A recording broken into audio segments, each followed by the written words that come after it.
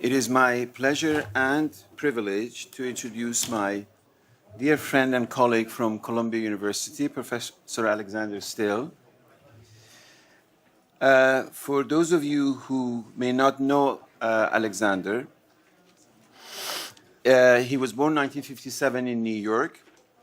He is a prominent American author and a distinguished journalist. He is the son of Ugo Stille, a well-known Italian journalist and a former editor of the Italian Milan-based Corriere della Sera. Professor Stille graduated from Yale and later Columbia University Graduate School of Journalism. He has written many articles on the subject of Italy, in particular its politics and the mafia. His first book, Benevolence and Betrayal, 5 Italian Jewish Families and Their Fascism, was chosen by the Times Literary Supplement as one of the best books of 1992 and received the Los Angeles Times Book Award. In 1995, Professor Stille wrote Excellent Cadavers, the Mafia and the Death of the First Italian Republic, an investigation into the Sicilian mafia in the latter half of the 20th century, and in particular the events leading up to the major crackdown against the criminal organization in the 1990s, which was following the bloodthirsty reign of Salvatore Riina. The book was dedicated to the memory of anti-mafia judges Giovanni Falcone and Paolo Borsellino. The events outlined in this book were made into a 1999 movie of the same title. In 2003, Professor Stille wrote The Future of the Past, about the efforts to preserve the historical monuments and documentary evidence of ancient times. In 2006, he wrote The Sack of Rome, how a beautiful European country with a fabled history and a storied culture was taken over by a man named Silvio Berlusconi. That's the full title. About Silvio Berlusconi. Little did he know we will soon be ruled by Silvio Berlusconi's counterpart in the US. His book, The Force of Things, A Marriage in War and Peace, was published in February 2013.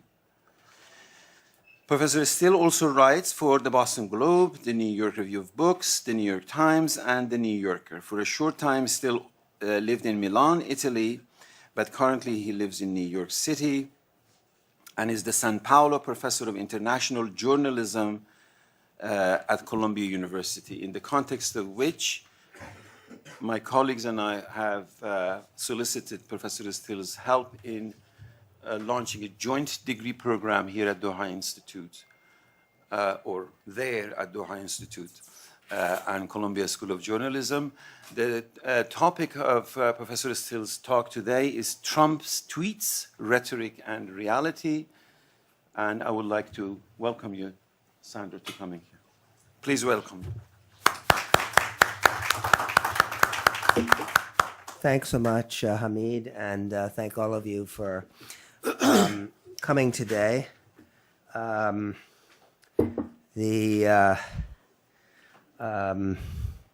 One thinks often in this period of the famous Chinese proverb of feeling fortunate to live in interesting times, and we certainly are. That's the case now, although I kind of wish they were less interesting from many points of view. Since there was curiosity about our current president and his tweeting habits, I thought I would begin by kind of running through some of that production. And what one sees is a very curious, if often contradictory pattern on the part of the current U.S. president. This is back well before he became president. You see him criticizing President Barack Obama's close relations to Saudi Arabia, and then having a very critical attitude toward any possible U.S. intervention in the Middle East, Once again, a very strong anti-Saudi element in his tweeting. This is before becoming president. As you can see, tell Saudi Arabia and others we want and demand free oil for the next 10 years. Then criticism of the Clintons' close relationship to Saudi Arabia. Criticism of alleged ties between our Gulf allies and Islamic terrorism. Again, strong criticism of Saudi Arabia. This is all, again, from well before he became, this is September of 2014.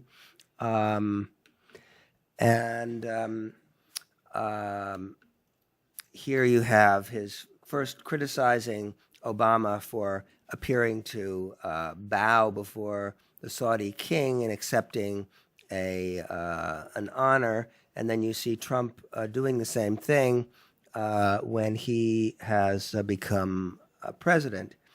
And then, as someone ironically pointed out, remember when conservatives slammed Obama for bowing in front of the Saudi king?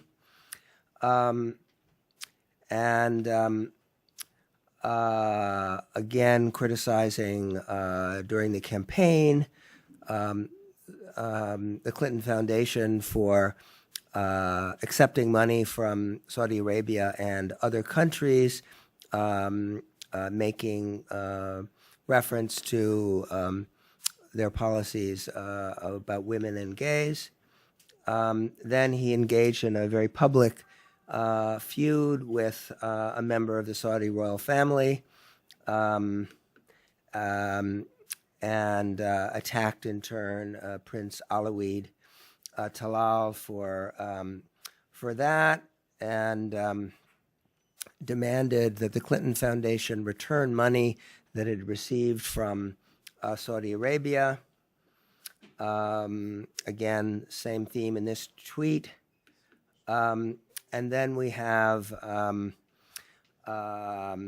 Ivanka Trump accepting a $100 million donation from the United Arab Emirates to a fund that she has organized. Now you see, as president, suddenly President Trump taking an extremely different attitude toward Saudi Arabia, as he writes here in this tweet, as president. So good to see Saudi Arabia visit with the king and 50 countries already paying off, saying they would like to take a hard line on funding. And then during the recent shakeup within Saudi Arabia, the arrest of many members of the upper echelons of the Saudi elite, President Trump wrote, "I have great confidence in King Salman, the Crown Prince of Saudi Arabia. They know exactly what they're doing. Some of those who they are harshly treating have been milking their country for years." And then you see President Trump, this was actually when he was still campaigning, justifying his sudden seeming about face on Saudi Arabia. He says, quote, "Saudi Arabia, I get along great with all of them. They buy apartments from me," Trump said. "They spend $40 million, $50. Am I supposed to dislike them? I like them very much." Then in the wake of the recent Gulf crisis, President Trump endorsed the position of Saudi Arabia and the UAE in condemning Qatar, and there he is at the Riyadh summit, and again pushing the strong position of isolating Qatar at the summit. But then you see some interesting changes, and this is part of what is complicated to try to understand. Don't worry if you don't understand the contradictions of President Trump, because we in the United States spend a lot of our time trying to make sense of this as well. So you then see the Secretary of State Rex Tillerson welcoming Qatar's foreign minister in Washington. Here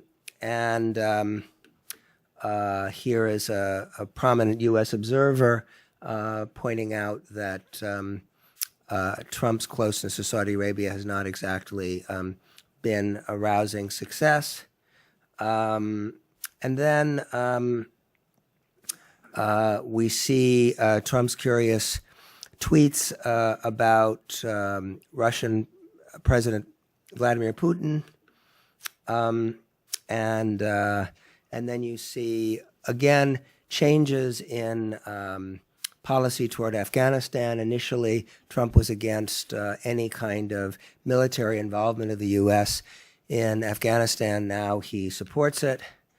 And then, as one observer points out, Trump has now expanded U.S. military presence and/or airstrikes in every combat theater he inherited from Obama.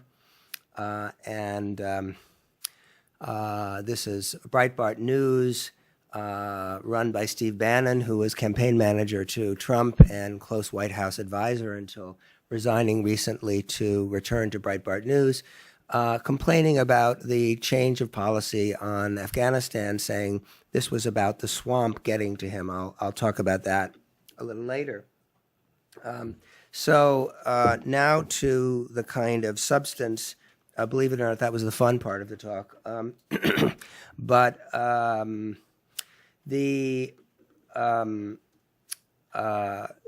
What we see, which is on a sort of more serious note, is what may be a real realignment of U.S. foreign policy in ways that we're still not quite sure the parameters and dimensions of.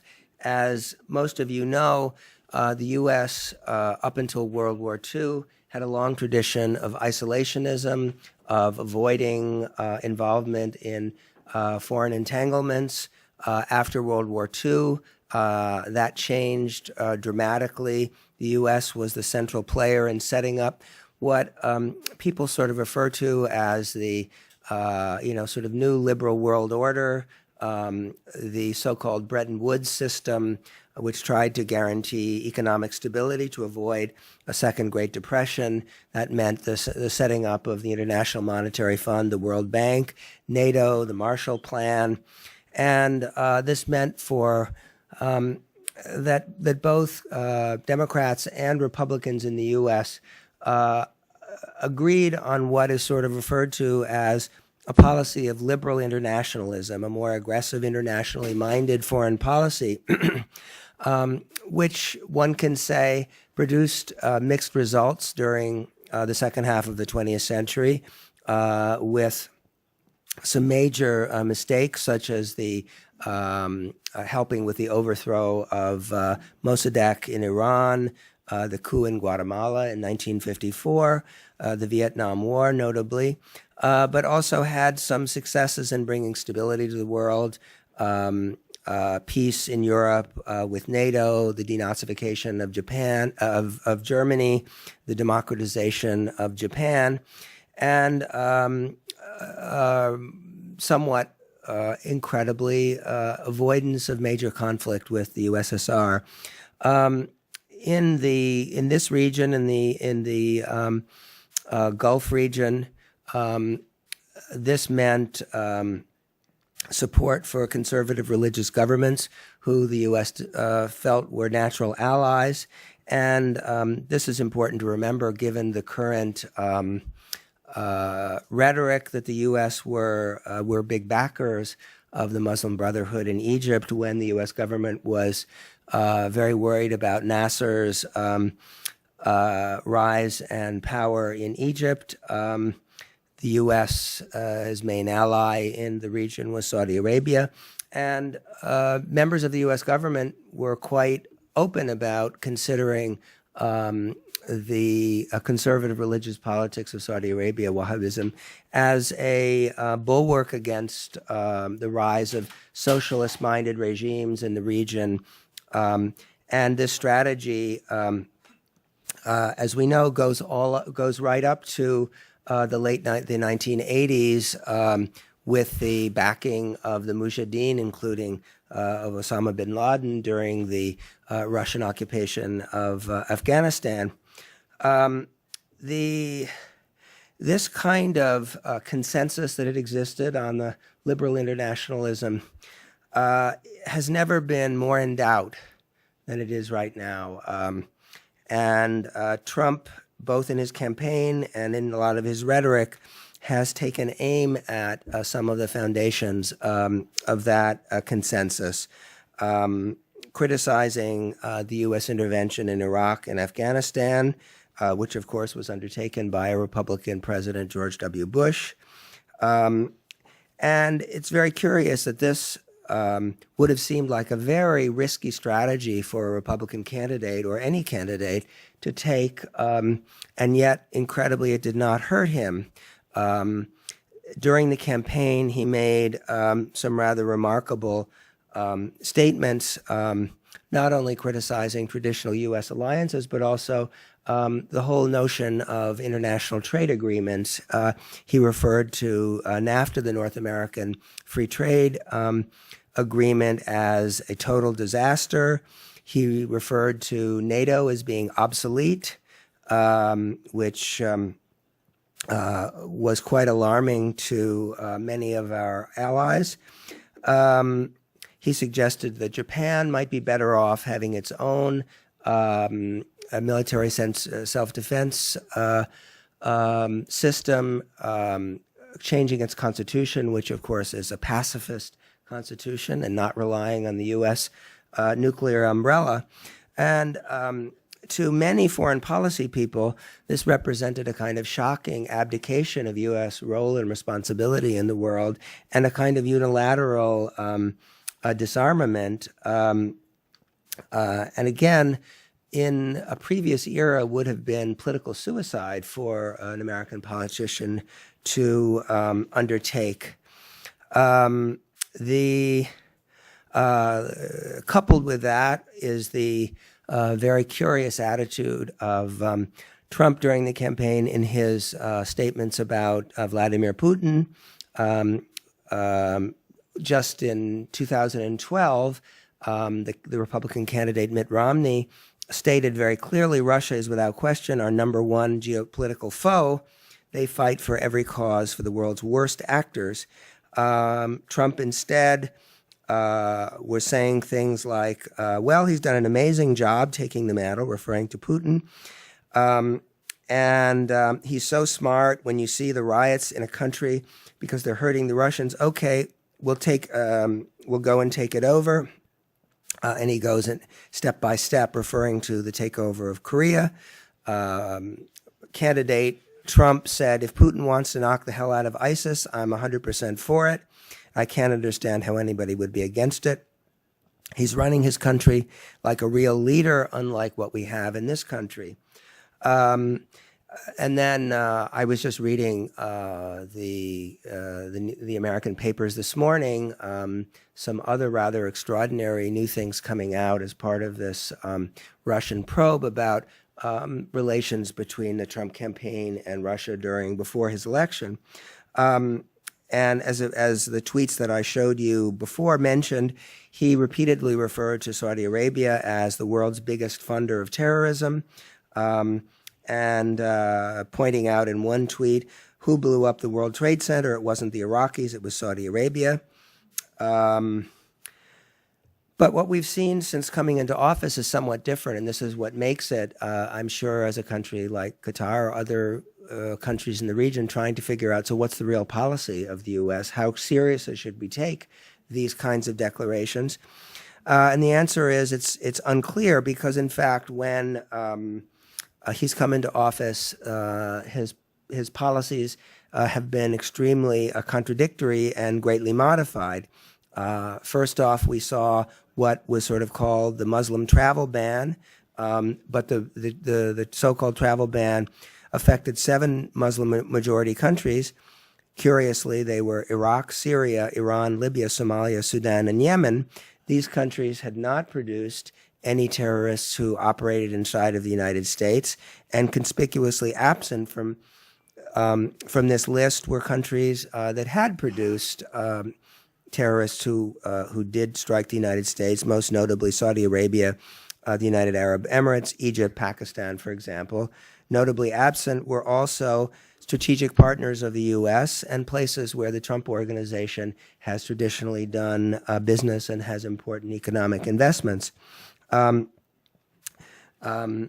Then we saw, as I mentioned, at the summit in Riyadh last May, Trump clearly lining up with the very countries that he'd been criticizing during the campaign, Saudi Arabia, the United Arab Emirates, and backing their feud with Qatar, and notably in a recent public speech, Steve Bannon, Trump's campaign manager, head of Breitbart News, said, "I don't think Trump has gotten the credit for the summit.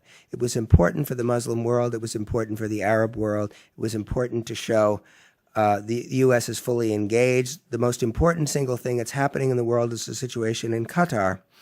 Qatar finally had to be called to account for the continual funding of the Muslim Brotherhood and for Hamas, end quote. I'm not in a position to judge those statements, but I do know from my various travels that that in most Muslim countries, most people talk about the funding of Saudi Arabia of various forms of Salafism in their countries and not about Qatar. Then we see his backing of the initiatives of the new Saudi Crown Prince Mohammed bin Salman, and I'm hoping in the course of this conference you all can illuminate me on what's happening in that country.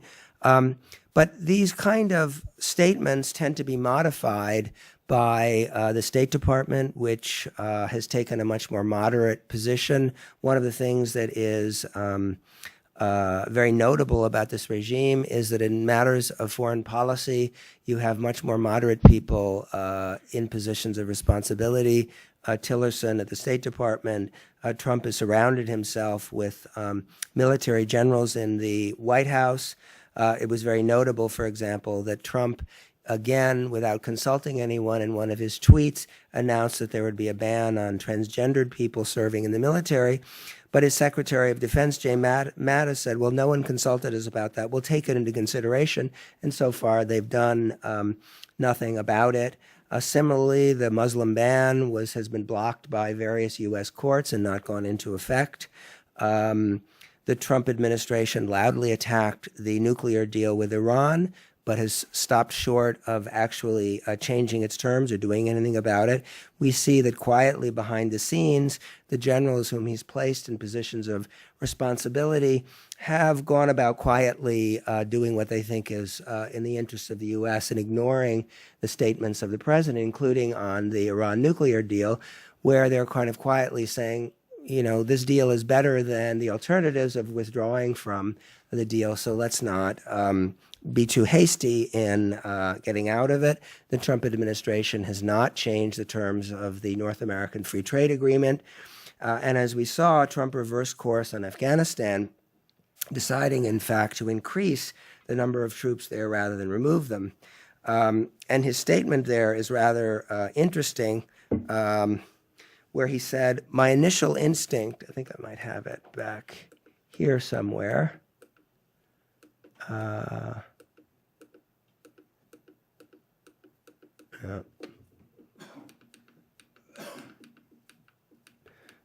Where he says, my initial instinct was to,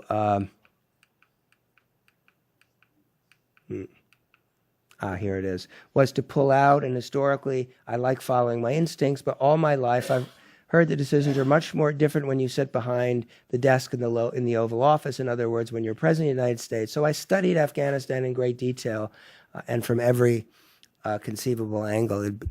That's somewhat surprising to those of us who follow the habits of our president, who seems to watch more TV than to study policy in detail, but we'll leave that aside. And then you have the Breitbart people saying that this was the case of the swamp getting to him. For those of you who've not been following the rhetoric of the United States recently, the swamp refers to, President Trump ran on the premise of draining the swamp, which means the sort of accumulation of corruption in Washington. But what we've seen is that there is a kind of moderating influence on the part of what you might refer to as the permanent government of the U.S., the civil service, the military, the people who actually carry out the orders of the government, which places like Breitbart and the alt-right like to refer to as the deep state. So how are we to then interpret, and how should we think about these the tweets of Trump and all of this sort of thing? Are these simply poses that serve very short-term political interests? Do they reflect genuine desires and intentions on the part of the U.S. president? Frankly, many of us don't know. There are actually sort of two schools of thought on this. There are people who feel that that in many cases Trump's tweets mask a kind of clever long-term plan, that he frequently engages in these sort of tweet blasts in order to distract attention from what he's actually doing. There are others who simply consider him unstable, unbalanced, and somebody who gives way to every impulse. I think it's possible that both elements can be true. In defense of the first theory, it was notable that Trump stirred up a lot of trouble last week, retweeting these rather ghastly anti-Muslim videos published by a far-right group in England, Britain First, precisely at a moment when the U.S. Congress was considering the so-called tax reform bill. The fact is that the contents of the tax reform bill are very unpopular and not particularly well known, and so keeping the attention on other kinds of issues did have some obvious political advantage to Trump. The other thing that is very peculiar and in a discussion of media worth considering, that Trump's various positions on these things, even if he seems to change position and contradict himself, do not seem to affect his support with his most loyal electorate, so that traditionally politicians avoided contradicting themselves and being accused of so-called flip-flops for reasons that are complicated and worth their own conference. That doesn't seem to be happening with Trump, and therefore he can, with great impunity, change his positions without losing support. But I do think it's important to emphasize that that there has been a kind of, particularly in foreign policy, a kind of moderating force in the rest of the government, whether in the Congress and the Senate and in the kind of permanent government. Bob Corker, who is the senator from Tennessee, who's the head of the chairman of the Foreign Relations Committee in the Senate, said, "I know for a fact that every day at the White House it's a situation of trying to contain him." He then said, as long as there are people like Tillerson and McMaster, Mathis, and Kelly, as long as there are people like that around him who are able to talk him down when he gets worked up, calm him down, and continue to work with him before a decision gets made, I think we'll be fine. As a political scientist that I spoke to recently said, the U.S. is going through a period that is not unlike what Great Britain went through toward the end of the 18th century when King George became literally mad and incapacitated. And we're sort of finding out whether our system can function with a very unpredictable, unstable person at the head of it. Obviously, this becomes especially worrisome where there's a serious risk of war. One thinks of Trump's various tweet wars with Northern Korea, but then again, we We saw statements on the part of the head of the joint staff, the chief of the Joint Armed Forces, who said that he would not carry out orders for an intemperate nuclear war if he was asked to do so, if there was not some kind of consensus and justification to it. At the same time, that's not enormously reassuring. Senator Corker remarked, Trump may be setting the U.S. on the path to World War III. And it's significant that the U.S. Congress is actually contemplating revising the procedures under which nuclear weapons might be used in order to make it much more difficult for a single individual, i.e. the president, to unilaterally decide on the use of the ultimate force. At the same time, the situation is very fluid and unpredictable. Probably all of you have read about, it's been published in the press recently, that Trump is contemplating getting rid of Secretary of State Tillerson. The notion that our hopes depend even on someone like Tillerson is already a little bit troublesome. Tillerson has hollowed out the State Department, getting rid of some 2,000 diplomats. He has reduced the number of full-time ambassadors from 39 to 20, and created a new command structure which gives much more power to a small group right around him, and much less input on the part of the ambassadors and people out in the field who actually know what's going on in the world. Even so, the notion that Tillerson might be replaced by a new setup of Mike Pompeo at the CIA, who is much more closely aligned to personally to Trump, and much more closely aligned to what you might say as the Saudi United Arab Emirates sort of policy, anti-Iran policy group. At the same time, I think that as an American, as I look at this, I think that in foreign policy, the changes are likely to be much less drastic than in domestic policy. I think that traditional strategic and economic interests of the U.S. are likely to modify U.S. policy, and that's why Trump has often been unable to do what he says he wanted to do, if in fact that is what he wanted to do.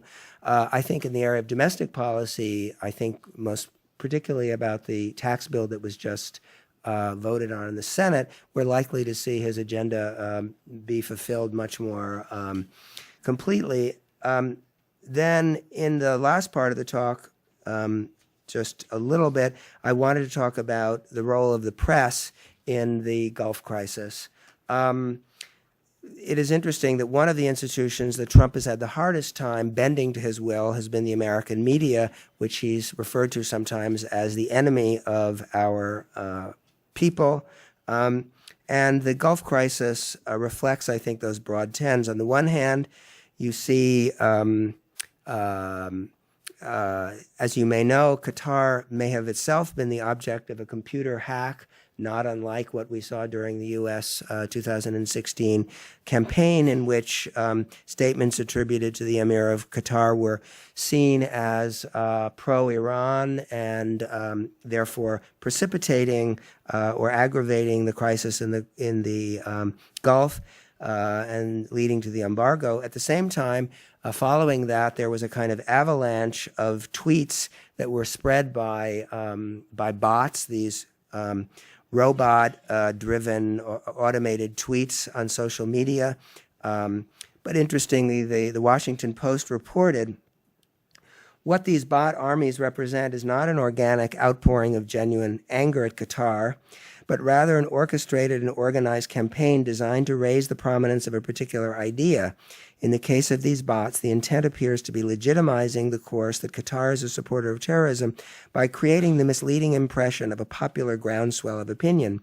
The fact that these bot armies existed before Qatar's claims that they were hacked were in place quickly following the alleged hacks indicate that an institution or organization with substantial resources has a vested interest in popularizing their criticism of Qatar.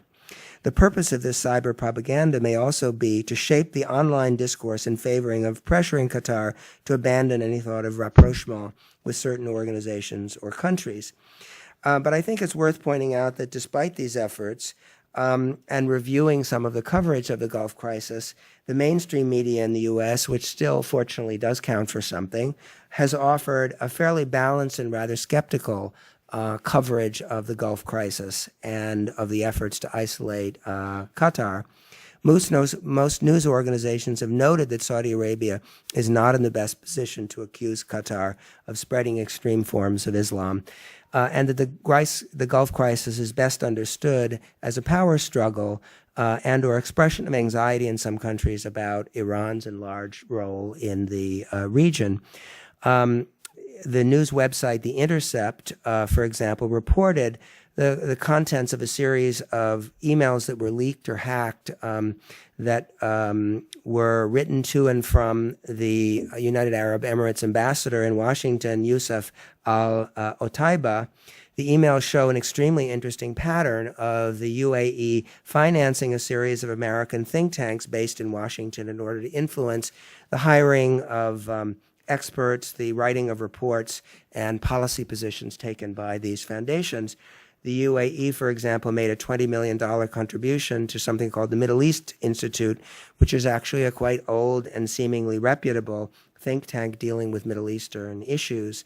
The intent of the contribution, and this is a quote from the UAE's ambassador, was, quote, to augment its scholar roster with world-class experts in order to counter the more egregious misperceptions about the region, inform U.S. government policymakers, and convene regional leaders for discrete dialogue on pressing issues. Middle East Institute scholars contributed to a documentary entitled Qatar, A Dangerous Alliance, which was distributed at a conference held by another prestigious think tank, the Hudson Institute, the one that Steve Bannon spoke at quite recently. But I would say to conclude that despite all these efforts and the expenditure of money, they do not appear to have had great impact. The traditional alliances of the U.S., the practical need to resolve the split among the U.S.'s traditional allies in the Gulf has favored a more pragmatic approach, both among foreign policy experts, the U.S. military, and also in U.S. public opinion. And I'm happy to say, as a member of the press, that the press did not engage in much of the anti-Qatar hysteria and has offered a fairly fair and sober analysis of the crisis. Thank you.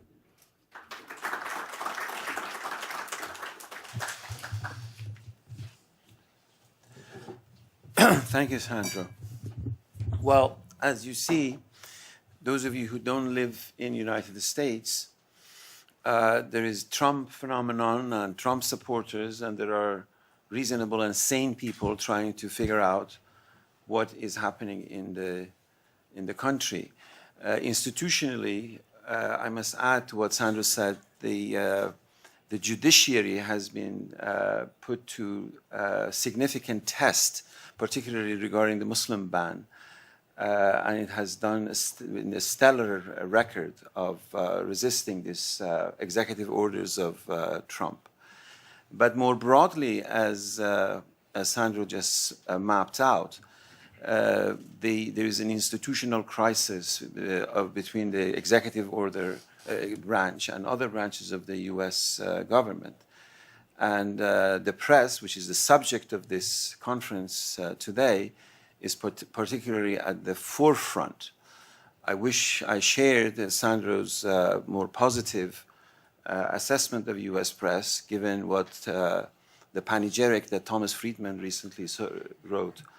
But nevertheless, the fact is, however we may disagree with some of the aspects of the liberal media, they are under the forefront of this new medium, tweeting, through which Trump has access directly either to his base or what he presumes to be his base, because he is, as Sandro said, bypassing institutional and party alignments of the country. Now, we have about 20 minutes left for questions that you may have.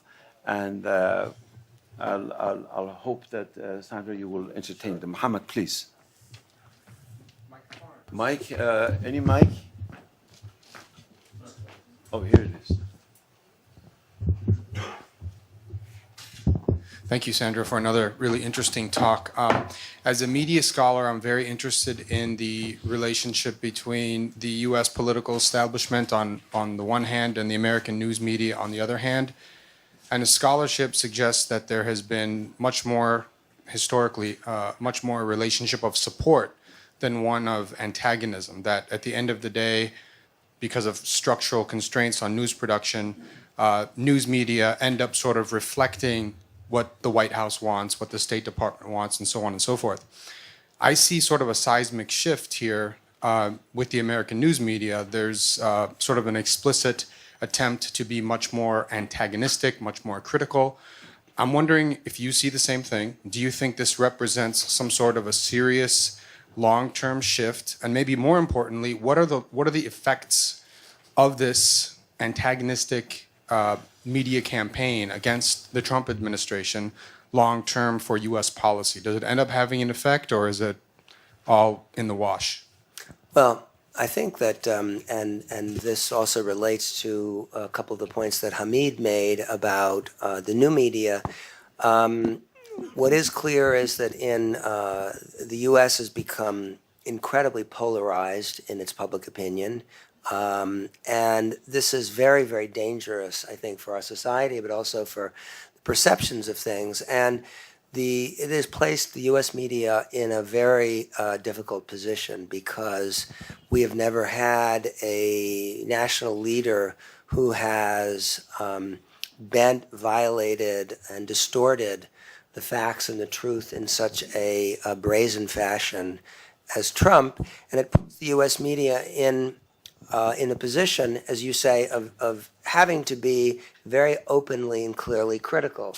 For example, the New York Times took the exceptional decision during the election campaign of actually referring to statements of candidate Trump as lies, rather than saying, he made a misstatement of fact, his observations were not supported by evidence, the kind of statements that traditionally the press would have made when a candidate distorted or bent the truth. And so the weird thing is that Trump, in some ways, has kind of lured the U.S. press into a trap by being so obviously untruthful in so many ways and so highly politicized. By forcing the press then to take a clear position against some of those things, it then is easy for him to say to his electorate, his base, through alternate media like Twitter, oh, well, that's just the liberal media. It's all fake news. They're against me. They don't like this country. They're liars. And in a highly polarized world where more and more people get, we've seen through the creation of social media, it didn't begin with Twitter and Facebook, but it has been aggravated by those media, that increasingly Americans, and not only Americans, live in these kind of filter bubbles where they see only the news and the information that they want. In the world of the internet has a capacity of kind of flattening information, so that when you look at a story on your computer or on your phone, if it's produced by Breitbart News or some crazy invented news site in Macedonia, it looks the same as a story published by the Washington Post or the New York Times. Ordinary people, one of the things that the Trump people count on is simply creating doubt and confusion. Very often you find, I was talking the other day with a good journalist friend who'd been out in the middle of the U.S. Doing reporting, and she was saying, well, a lot of these, it's important to get outside of New York and talk to people who actually support Trump. They're not terrible people. They're often nice, reasonable people, but they're not particularly well informed. And so they say, well, I hear this when I listen to Fox News, and I hear that when I listen to CNN, so I don't know quite what to think. So when people are confused and uncertain, they tend to fall back on their traditional loyalties. If they voted Republican, they support a Republican president and so forth. And so creating confusion by always insisting that there is another side to any issue and that there is uncertainty about this or that fact is part of the strategy. The other thing which is important to understand in terms of one could dedicate, and it would be worth doing at some point, a whole session on the way in which social media have changed the information game. I spent part of an afternoon last week talking with one of our experts at Columbia on who's a data journalist, looking at the way in which these social media and fake news sites colonize parts of the social media universe, the relationship between Trump's Twitter feeds and various of these other groups. And he mapped out exactly what the connections of these different groups are. And it shows a really sort of terrifying interrelationship between organizations. In one case, for example, he identified, and the Washington Post then wrote a story based on his research, that we mentioned, for example, I mentioned in about the Gulf crisis, the use of Twitter bots, where you simply have fake Twitter accounts, thousands and tens of thousands of them, that appear to be firing out thousands and thousands of tweets that create an impression of there's enormous support for this position or criticism of that position, when it's actually based on nothing. These are things that have been created and bought. In some cases, though, they're very clever. They actually will take a real individual and then transform them into a kind of super bot. And so he identified, as he was reconstructing this network, he found that one of the, let's say 5 most influential figures on Twitter was some guy, a 72-year-old man living in his basement in Nevada. And he tweeted, he was a pro-Trump guy, but he accepted the support of some entity that we're not really sure of that was using his Twitter feed to send out thousands of tweets a day. He might contribute 5 or 6 of them, but essentially his Twitter account had been weaponized, if you want to use that term, by some other entity. And all of a sudden, this 72-year-old guy who'd never done anything political in his life was one of the most influential figures on Twitter. I mean, it's sort of incredible that you have this illusion of a popular movement that's created by some other entity that is anything but a popular entity, and then the ordinary person who is logging onto their Facebook account because social media has this kind of illusion of democracy, illusion that all it represents is popular opinion. The criteria that the algorithm of both Facebook, YouTube, Twitter use is popularity. So what is trending? So you can game the system by pumping out all of these fake things out of fake accounts, and it looks like this is popular opinion speaking. That's what people get. Please, sir.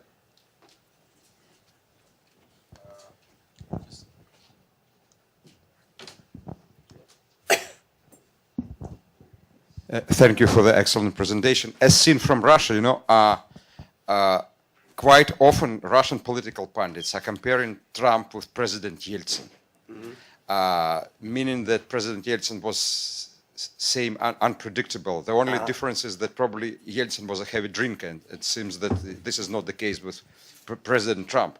So my question is, you analyzed those tweets. Look, President Trump is in office for more than 300 days, fairly big time. can we see certain evolution in his as a political leader? Because yesterday we were debating here in the conference whether U.S. has its own strategy, foreign policy strategy, and some American participants has thrown their weight behind the theory that under President Trump, it is not appropriate to say that we don't have any strategy, that we have a clear-cut strategy. But do you think that President Trump of January, when he stepped in the Oval Office, and President Trump of today has developed more maturity in his understanding? Or even is he able to conduct any mental exercise to understand what's going on? You are referring to Afghanistan, that he said that he had one thing, and today he has totally different approach when he stepped in the Oval Office. But still, we are struggling to understand whether we can talk about evolution of President Trump from a political limbo into a real leader who understands what's going on. That was the case with Reagan, you remember. Yeah. Reagan was also limbo, but then he developed. But now it's difficult to see any evolution. Is he able to do this mental exercise? Mm-hmm. Or if he's in office, we will have the same stuff for a year, 2 years, 3 years, 4 years till he's in office. Very good. Let me take another question in interest of time. Please. No. Yeah, behind you, I'll come. Yeah.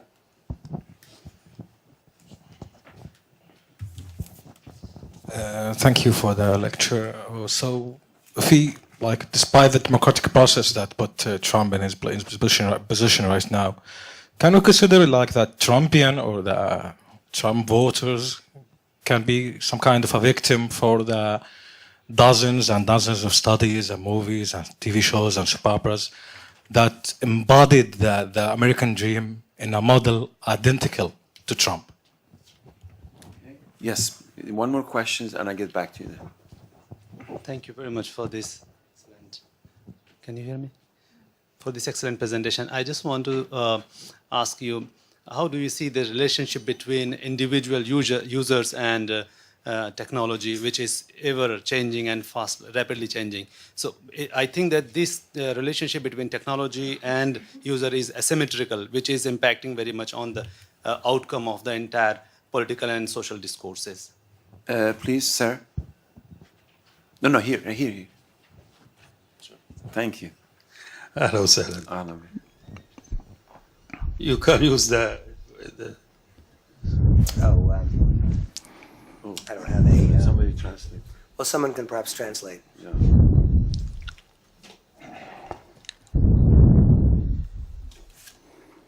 all right, I will do it.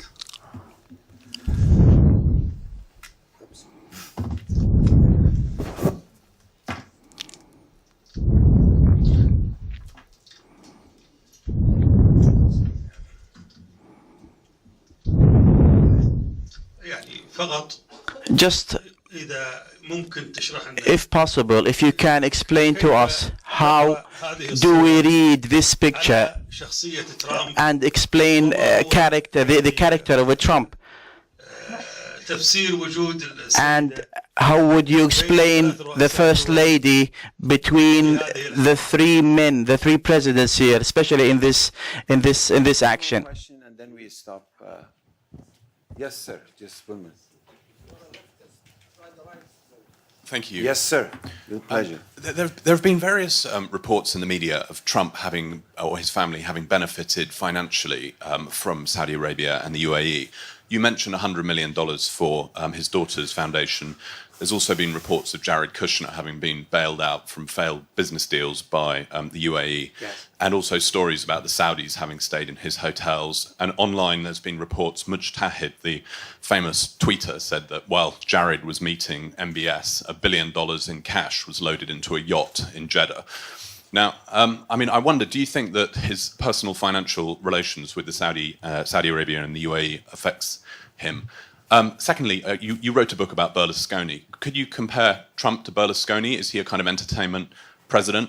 And thirdly, what are we going to see in the future? What's the trajectory? After Trump, are we going to see a rectification, or is America just going to go down the decline and fall? Thank you. In interest of not overwhelming poor Sandra, I'm going to give 2 minutes because we're running out of time. Yes, sir. I'll come back to you in a minute.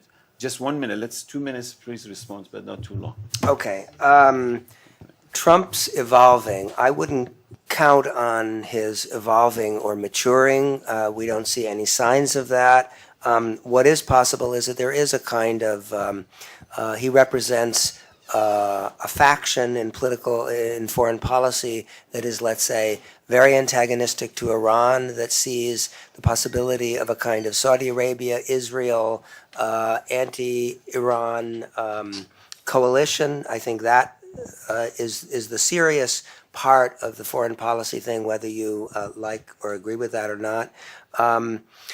The question about Trump voters and the American dream, I think there really is a big, the thing that is really haunting the American political system at the moment is disillusionment, the stagnation of wages during the last 30 or 40 years, the disillusionment of working class, middle class, people who contributed to Trump's election, anxiety over the cultural changes happening in the country in which we are likely to become a minority-majority country, and the anxiety that's produced. In terms of the asymmetry of social media, I think that is a very, very real issue. One of the things that we didn't discuss that I think is worth discussing is I attended recently a lecture by a very prominent American political scientist who showed that, for example, the Koch brothers, who are these very powerful, very conservative billionaires, put in more money into the 2016 campaign than the entire Republican National Committee, and that they should be regarded as a kind of third political party. There are things going on in our system that are very asymmetrical and very, very, I think, unhealthy for electoral democracy. On the thing of this photo, I can't quite interpret it all. I mean, what it shows you is Trump's choices. One of the first conversations that President Trump had was with al-Sisi of Egypt. We saw at the Riyadh summit his embracing of the Saudi UAE Egypt alliance. I don't know that there's anything more to read into it that. And then on the question of the finances of Trump, one of the things that's most disturbing, and this does relate to when I was covering Berlusconi for many, many years, one of the things I regret is that I often said, well, something like this could never happen in the U.S. We wouldn't permit the kinds of conflicts of interest that were rampant in the Berlusconi years in Italy, but we have in fact allowed that. It's been a real revelation.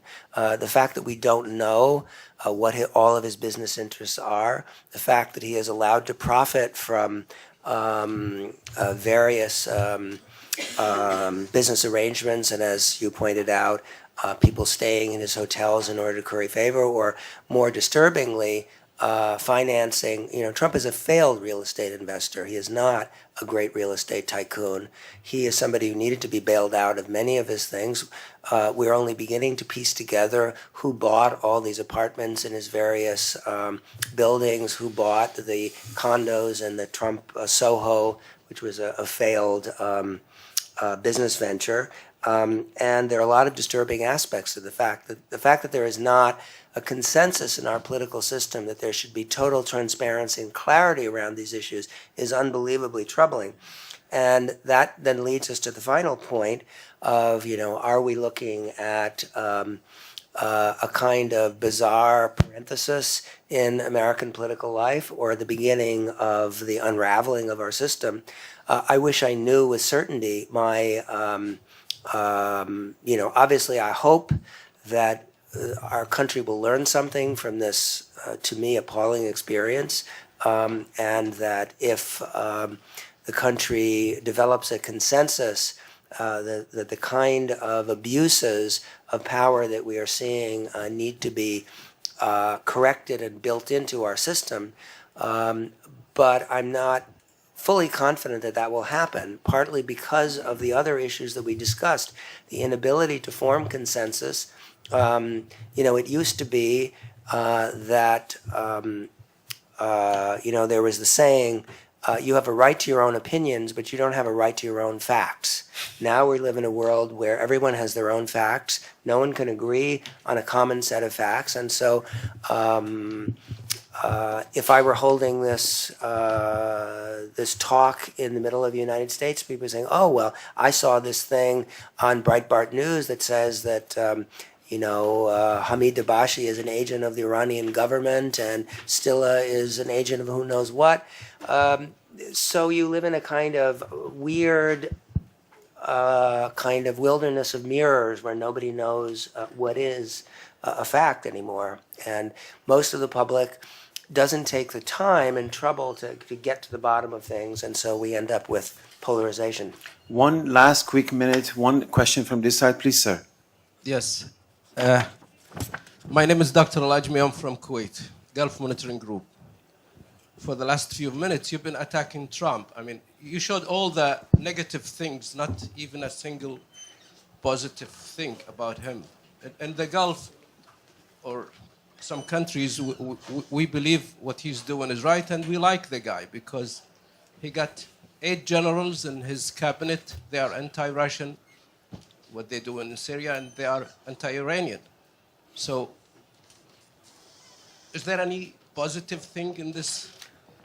Well, Just one second. There is one question on this side. Yes, sir, please. Yes. So I think time is passing quickly. So anyhow, I asked myself, why is Qatar winning till now the output of this crisis in the media field? Sure, this is for that Qatar, not for about possibilities. Qatar has only Al Jazeera and very humble possibilities against this huge armada attacking Qatar, because Qatar is right and logic. You are always ignoring the role of residents here in Qatar. Here in Qatar, about 2 million residents. We are standing with our brother citizens everywhere with our humble possibilities. I am from a position against Sisi, the thug. Sisi is killing us. So we are using all our possibilities, our channels, our social media, and to reveal the right and to expose those false allegations and fabrications against Qatar. Thank you, sir. Thank you. Just 1 minute, Sandra. Sure. So, in response to the gentleman from Kuwait, the one positive thing I would say, and which I did mention in my talk, was that I do think there are moderating forces and sensible people that work in the government, in particular the generals that you mentioned, who are trying to avoid the more dangerous elements of Trump's impulses and steer U.S. policy in ways that are beneficial to the U.S. and perhaps also the world. So I do think that those things exist.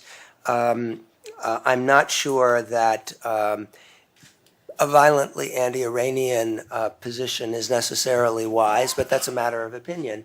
As to the gentleman from Qatar, I can't, again, I personally, as someone who knows Egypt a bit, have been distressed by the close ties between the kind of endorsement of Trump of the El-Sisi regime, because I think that's dangerous for Egypt and not just for the U.S. I see Egypt's future as very bleak at the moment unless it figures out a way to open up to the rest of society.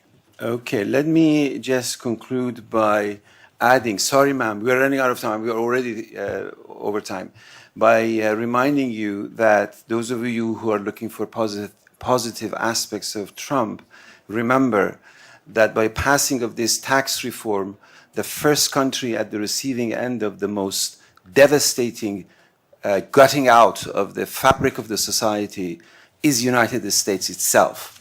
the civic component of United States itself.